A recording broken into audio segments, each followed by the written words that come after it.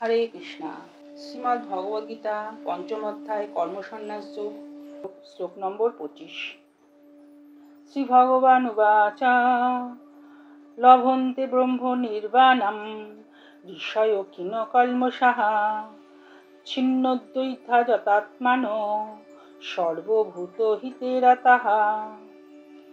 সংযত চিত্ত সমস্ত জীবের কল্যাণে রত এবং সংশয়রহিত নিষ্পাপ ঋষিগণ ব্রহ্ম নির্মাণ লাভ করেন। ভগবান শ্রীকৃষ্ণ যে পরম ভোক্তা, পরম ঈশ্বর, পরম বন্ধু, সে কথা মানুষ ভুলে যাওয়ার ফলেই নানাভাবে কষ্ট পায়। বাহ্যিক দেহ ও মনের সাময়িক উপশম কখনোই শান্তি দিতে পারে না।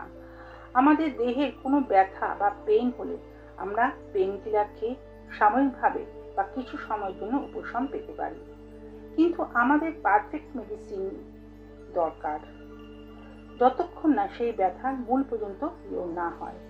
ঠিক সেইভাবে সাময়িক উপশমে মানুষ কষ্ট থেকে মুক্ত হতে পারে না। জীবন সংগ্রামের সমস্ত দুঃখ কষ্টের যথার্থ কারণ হচ্ছে ভগবানের সঙ্গে জীবের নিত্য সম্পর্কের চরম বিস্তৃতি। মানুষ যখন শ্রীকৃষ্ণের সঙ্গে তার নিত্য সম্পর্কের কথা পূর্ণরূপে অবগত হন, তখন তিনি জড়বন্ধনের থেকে যথার্থই মুক্তি লাভ করেন।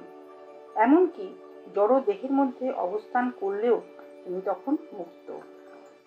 শ্লোক নম্বর 26।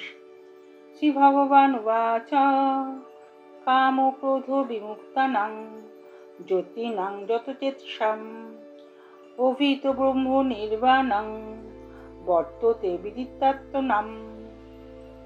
কাম ক্রোধ শূন্য সংযত চিত্ত আত্মতত্ত্বজ্ঞ সন্ন্যাসীরা সর্বতোভাবে অচিরেই ব্রহ্ম নির্বাণ লাভ করেন। বড় বড় মুনি ঋষিরা বহু তপস্যার ফলেও কর্মফল ভোগ করার বাসনা দমন করতে পারে না, কিন্তু ভগবত ভক্ত নিরন্তর ভগবান কৃষ্ণের ধ্যান করার ফলে ভগবত ধাম প্রাপ্ত হন।